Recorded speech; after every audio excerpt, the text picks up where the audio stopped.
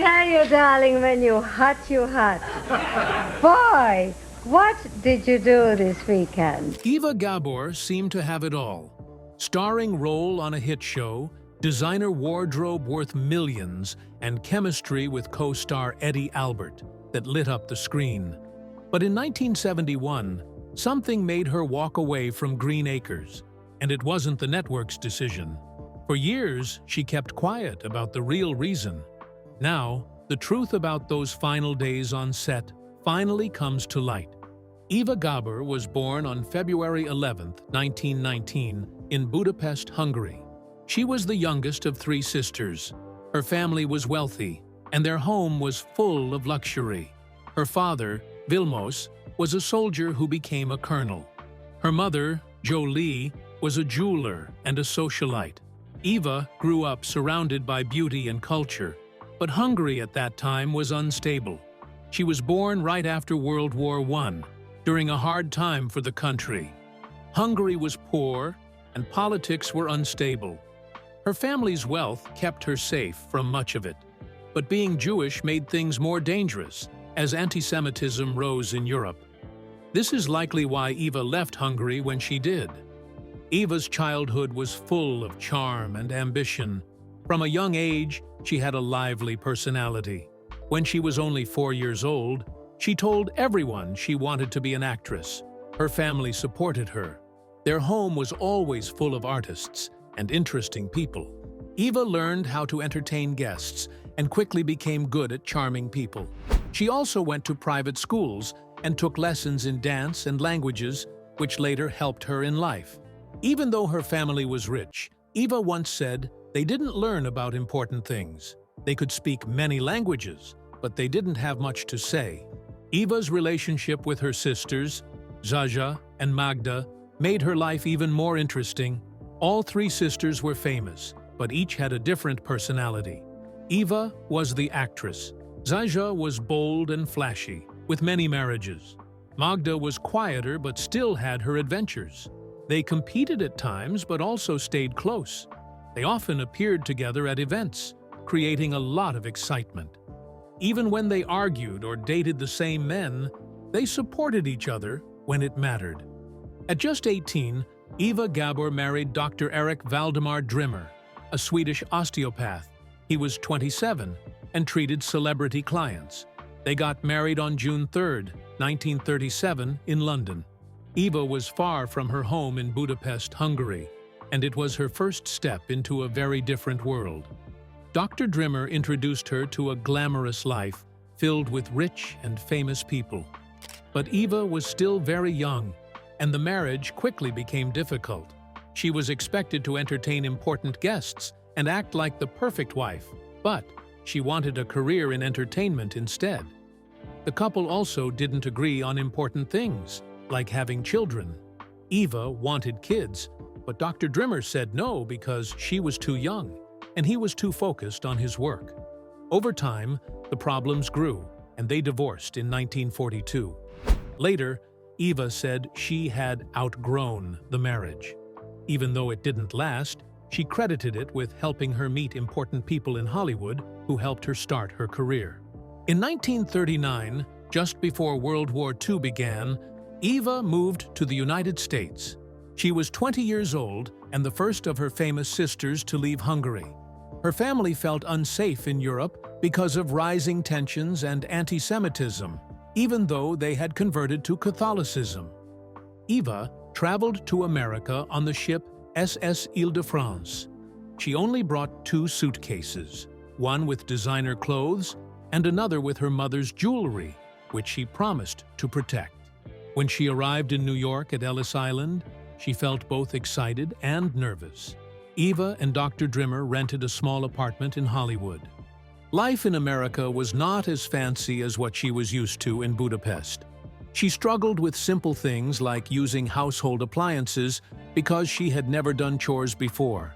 But Eva didn't give up. She started going to parties and meeting important people in Hollywood. Many were interested in European talents because of the war in Europe. Her timing was perfect, and this was the beginning of her Hollywood dream. When Eva arrived in Hollywood, she couldn't speak English very well. She had studied it in Hungary, but American slang and fast speech confused her. During her first screen test, the director laughed at her thick accent and mispronunciations. But Eva didn't let this stop her. She hired a coach to help with her accent and practiced speaking for hours every day. Sometimes her broken English caused funny moments. Once, she ordered a cock-a-doodle-doo at a party instead of a cocktail. Another time, she mixed up the words sheep and ship, which made for a silly misunderstanding. Over time, Eva's accent became part of her charm. Hollywood started to see it as something unique that made her stand out. By 1941, she had improved her English enough to land her first big role in a movie called Forced Landing. She later joked that she learned English by listening to her sisters talk. Her hard work paid off, and her Hungarian accent became a signature part of her career. Eva's start in modeling and acting happened quickly after she arrived. Her striking looks and European charm caught the attention of a talent scout at a party. In early 1940, she signed with a modeling agency and started appearing in magazines like Harper's Bazaar and Vogue. Her first job was modeling a fur coat for an advertisement, and she earned $25. This was far less glamorous than her life in Budapest, but it was a start. At a fashion show in 1941, a Paramount Pictures executive noticed her. He thought she was perfect for the screen and offered her a screen test. Her first test didn't go smoothly. She struggled with her lines, and her accent made it hard for people to understand her. But Paramount saw her potential and signed her to a 6-month contract. They sent her to acting school, where she worked hard to improve. Her acting coach admired her determination, saying she practiced her lines until her voice was hoarse. Eva's first movie role was small, a brief part in Forced Landing. The role of Johanna van Duren, a European expatriate involved in a love triangle, was already cast. But just 3 days before filming, the original actress fell ill with pneumonia, leaving Wiles desperate to find a replacement. Wiles remembered meeting Gabor and called her in for an emergency screen test on January 18th.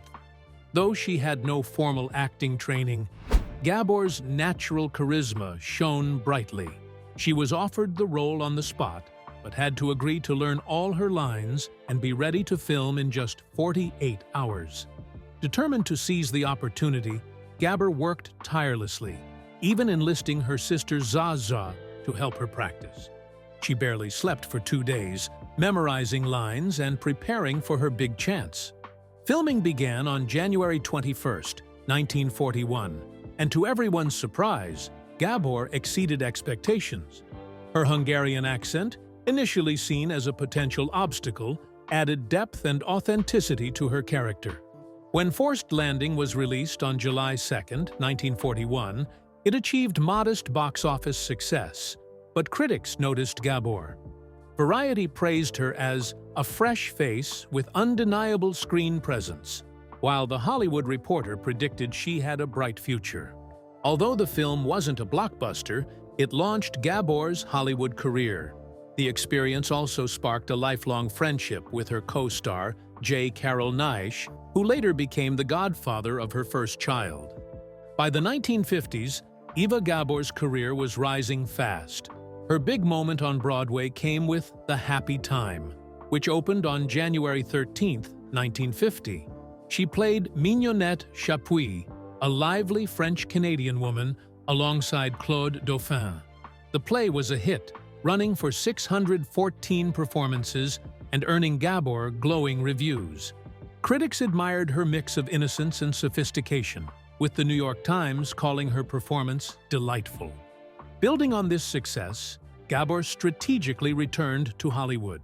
In 1952, she signed a rare, non-exclusive contract with MGM, allowing her to balance stage and film work. Her first major film of the decade, The Last Time I Saw Paris, 1954, starred Elizabeth Taylor and Van Johnson. Gabor played a supporting role, but her performance stood out, with critics calling her a scene stealer. The movie was a box office hit, grossing over $4 million. Gabor's versatility became clear when she returned to Broadway in The Little Glass Clock in 1955. Though the play only ran for 28 performances, her acting received praise, with critics noting she stood out even in a flawed production. That same year, she took on a dramatic film role in Artists and Models, surprising audiences with her nuanced portrayal of Sonia, a sophisticated spy. By the end of the decade, Gabor had appeared in 15 films and 3 Broadway productions, proving herself as both a box office draw and a respected stage actress. She seamlessly transitioned between comedy and drama, setting her apart from others in Hollywood. In a 1959 interview, Gabor reflected on her success, saying, "I never wanted to be typecast. I made it my mission to surprise audiences with each role." That same year, she starred in It Started with a Kiss with Glenn Ford. The film was a hit, cementing her place as a leading lady. In 1964, Gabor almost landed a role in The Sound of Music. She auditioned for the part of Baroness Elsa Schrader at the request of director Robert Wise. Her screen test impressed everyone, and for 6 weeks, she was considered the top choice. She even began costume fittings and vocal training, but in the end, the studio chose Eleanor Parker, citing concerns about Gabor's accent and how it might clash with the film's Austrian setting. The decision devastated Gabor, who later called it the biggest disappointment of her career. Ironically, shortly after losing that role, Gabor began filming Green Acres, the TV series that would define her career. Her accent, which had been seen as a drawback for The Sound of Music, became a beloved trait in her role as Lisa Douglas. Eva Gabor's big break came almost by accident. In 1965, she was 46 years old and auditioning for a different CBS show. The producer, Paul Henning, saw her and instantly thought she'd be perfect for Green Acres. She auditioned on February 18th, and only 3 days later they gave her the part of Lisa Douglas. She beat out 37 other actresses, thanks to her amazing chemistry with Eddie Albert. During their screen test, Eva knocked over a vase by accident, but Eddie played along like it was part of the scene. The producers loved it and knew they had found their stars. At first, they weren't sure about Eva's thick Hungarian accent. Should Lisa Douglas speak with an American accent? They argued about it for 17 hours straight, before finally deciding to let Eva keep her natural voice. It turned out to be one of the best decisions they ever made, because her accent became part of Lisa's charm. At first, Eva didn't want to do Green Acres. She had been a movie and stage actress, and she worried TV might ruin her career. She was also going through a messy divorce from her 4th husband, which made her unsure about taking on such a big commitment. Warner Brothers even offered her a movie role with Paul Newman, but CBS upped her pay and gave her a share of the show's merchandise profits. That finally convinced her to say yes. Eva also negotiated some pretty amazing perks in her contract. She insisted on wearing her own jewelry on the show, including a 14-carat diamond ring that became a running joke. She even got her hairstylist, Monsieur Jacques, on set every day. This cost the show $1,200 a week, which was a lot of money back then. When Green Acres premiered on September 15, 1965, it was a massive hit. The first episode, Oliver Buys a Farm, got 27.5 million viewers. People loved the show, especially in small towns. In rural areas, nearly 3 out of 4 people watching TV tuned in to Green Acres. The show even inspired real farmers. Farm equipment sales went up because of it. Eva's character, Lisa, became iconic. Her catchphrase, "Darling, I love you, but give me Park Avenue," was everywhere. People copied her glamorous farm outfits, and Macy's sold thousands of Lisa Douglas dresses. The show also created fun products like a cookbook of Lisa's terrible recipes and even a Green Acres amusement park ride. Eva Gabor's life during her time on Green Acres was full of hard work, challenges, and unique stories. From 1965 to 1971, She worked 12-hour days on set, which tested her energy and dedication. She arrived at CBS Studio Center in California every day at 5:30 a.m., even before sunrise. Her day started with 2 hours of hair and makeup to transform her into the glamorous Lisa Douglas. Her bouffant hairstyle and signature red lipstick, specially ordered from Elizabeth Arden, became her trademark. Once filming began, she worked under hot studio lights that often reached 100 degrees Fahrenheit. Even on the busiest days, such as Tuesdays and Thursdays with live audience tapings, she kept her charm and professionalism, sometimes working until 11 p.m. Balancing her career with her personal life was not easy for Eva. Her commitment to Green Acres strained her marriage to Richard Brown, her fourth husband. The long hours on set meant she missed important milestones, including wedding anniversaries and Brown's birthdays. Socializing outside work was rare, as she only attended 3 Hollywood parties during the show's 6-year run. She joked in a 1968 interview, "I've become a hermit in designer clothes. My social life is as dead as the chickens on our fictional farm." Eva's dedication to her role went beyond acting. In one episode, she wore $20,000 worth of her personal clothes to showcase Lisa Douglas's wealthy background. This happened in Season 3, Episode 17, titled "Lisa's Mother Comes for a Visit." Her wardrobe included a rare Chanel suit worth $8,500, Ferragamo shoes priced at $2,300, a $5,700 Cartier watch, and a Harry Winston diamond necklace insured for $3,500. The necklace required extra security on set. Fans loved the extravagant outfit, sending 17,382 letters to CBS asking about it. The response was so overwhelming that the network increased the show's wardrobe budget by 22% the next season. Eva also formed a special bond with her co-star Eddie Albert, who played Oliver Douglas. Their on-screen chemistry as a married couple mirrored their real-life friendship. They arrived on set early to rehearse scenes together, often improvising dialogue and perfecting their timing. Director Richard L. Baer praised them for needing no more than 3 takes per scene. Every Friday, Eva and Eddie had dinner together at Musso and Frank Grill, always sitting at Table 41, which staff began calling the Green Acres Table. When Eva had a minor heart attack in 1970, Eddie visited her daily in the hospital for 2 weeks, reading fan mail to lift her spirits. He even convinced the producers to delay filming so she could recover. Their friendship lasted long after the show ended. They reunited for the 1990 TV movie Return to Green Acres and remained close until Eva's death in 1995. Eddie gave a heartfelt eulogy at her funeral, saying, "Eva wasn't just my TV wife. She was my best friend for 30 years.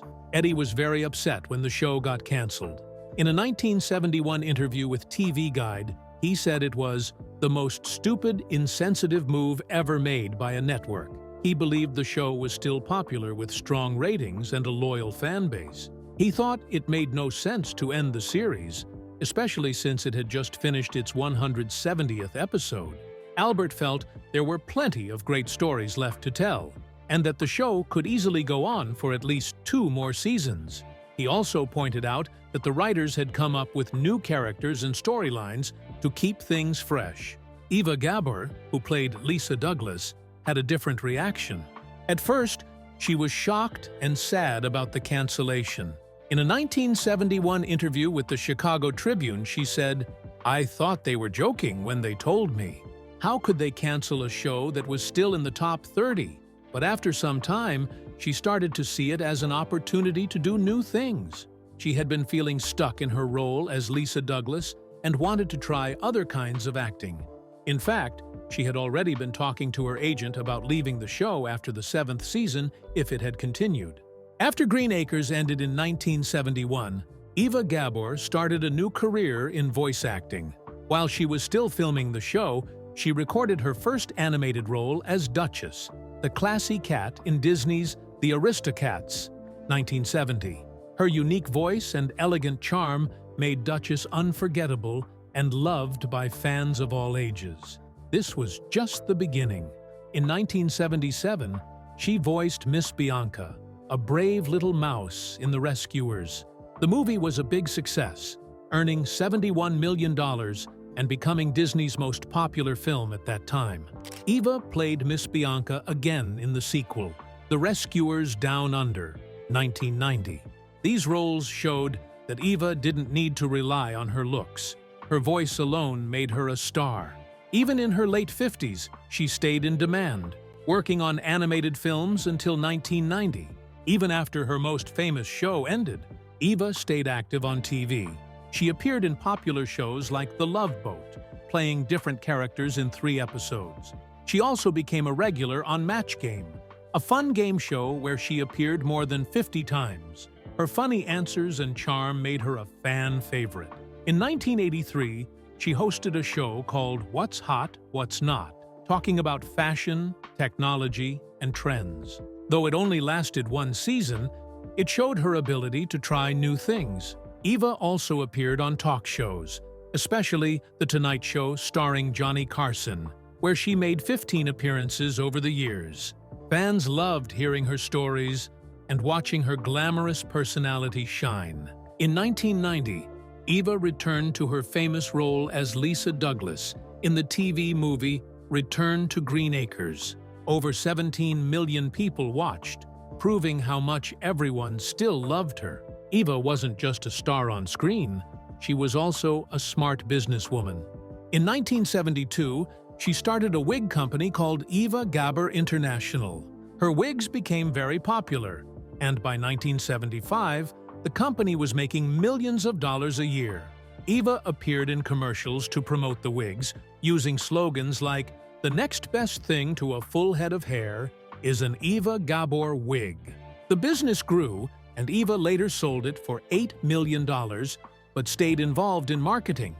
She also created a jewelry line in 1972 and even designed loungewear sold in big stores. Eva was good at real estate too. She bought a house in Los Angeles for $400,000 and sold it years later for $3.5 million.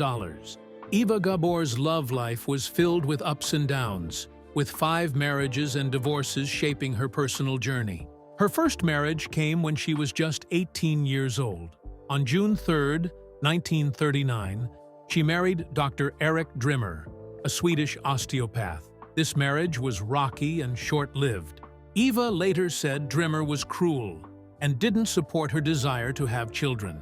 They divorced on February 25, 1942, after less than 3 years together.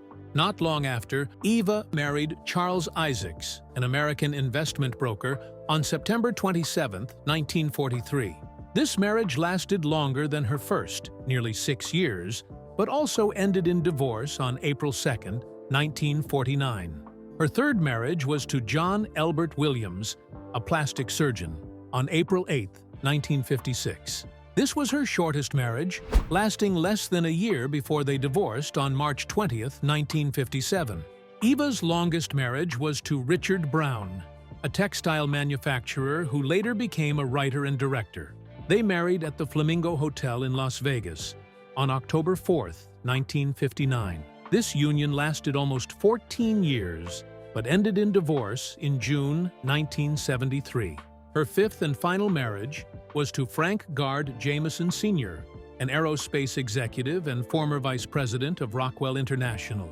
They married on September 21, 1973, at a chapel in Claremont, California. This marriage lasted a decade and ended in divorce in 1983.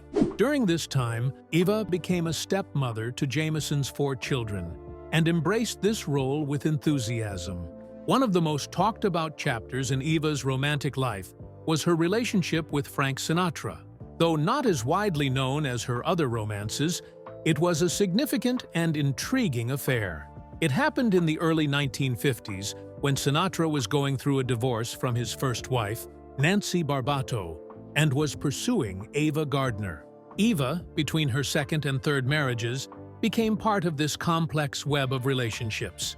Their romance was passionate and private, Sinatra was drawn to Eva's charm and sophistication, and they were seen together at Hollywood hotspots, including the Mocambo nightclub, where they danced until dawn. One scandalous incident occurred on New Year's Eve in 1951 at a party hosted by Darryl F. Zanuck.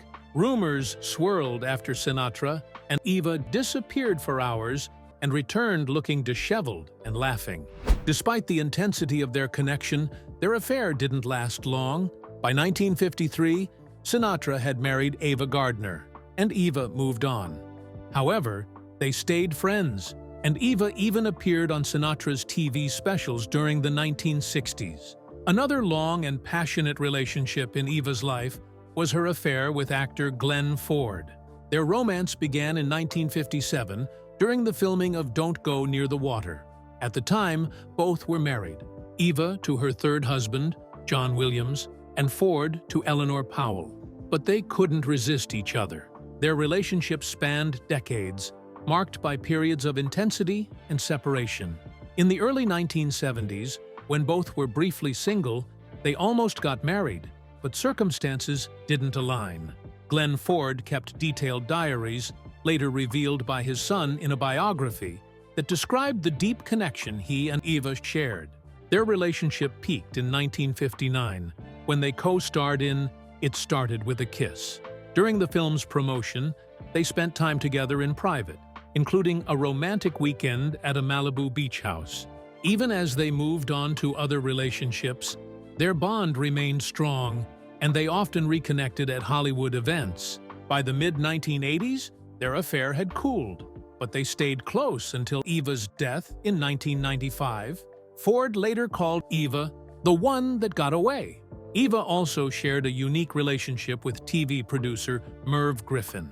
They met in the mid-1980s and became inseparable until Eva's death in 1995. Their bond sparked endless speculation, with some tabloids predicting marriage. Eva's sister, Zaza, even announced wedding plans in 1988, though the wedding never happened. Merv later joked that they couldn't agree on which house to live in or which staff to keep. Some insiders speculated their relationship was a lavender marriage, meant to conceal Griffin's rumored homosexuality, but both denied this. Despite the rumors, Eva and Merv were deeply connected. They traveled the world together, attended Hollywood events side by side, and worked together professionally. Merv spoke often of Eva's humor and intelligence, while she admired his charm. Eva Gabor faced many health struggles in her later years, but she never let them define her. In 1983, when Eva was 64, she learned she had breast cancer after a routine checkup. The news was a shock for the glamorous star of Green Acres. Doctors found a lump in her right breast and, after more tests, confirmed it was cancer. She decided to keep it a secret from most people, telling only her sisters, Zaza and Magda, and her husband, Frank Jameson. Eva made a brave choice to have both breasts removed, even though the cancer was only in one. The surgery, which lasted over 6 hours, revealed that her other breast also had early signs of trouble. This decision likely saved her life. Recovering wasn't easy, but Eva stayed strong. She even joked with the nurses, saying, "Darling, I've lost more than this in Vegas." Just a few weeks later, she appeared at a charity event, looking radiant in a gown that covered her scars. At a time when people didn't talk openly about breast cancer, Eva's honesty helped break the silence. She also started a foundation to support research and patients, raising millions of dollars. She even worked with the creator of Barbie dolls to make better breast prostheses, helping women feel more confident after surgery. Eva's health challenges didn't stop there. In the late 1970s, she started feeling pain in her hands and joints. At first, she thought it was just overwork, but by 1978, the pain became so bad, she went to the doctor and was diagnosed with rheumatoid arthritis, RA. This disease made it hard for her to do simple things, like holding a pen or buttoning her clothes. By 1982, she had to give up acting on Broadway because the pain was too much. On some days, she could barely move without help. Managing RA became even harder because of her cancer treatments. The medications often clashed, causing infections and other problems. In 1989, Eva tried an experimental drug for RA, which gave her some hope, but it also caused serious side effects. Even so, she kept going. She started speaking out about arthritis, sharing her struggles to help others. She made exercise videos for people with joint pain and even spoke in front of Congress, asking for more funding for arthritis research. Her efforts helped raise millions of dollars and inspired many people.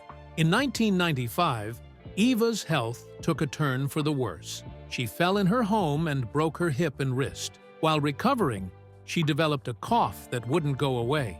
Doctors found she had a serious infection, and her immune system, weakened by years of illness, couldn't fight it. Still, Eva didn't give up her spirit. She went to her niece's wedding in a wheelchair, dressed beautifully and smiling.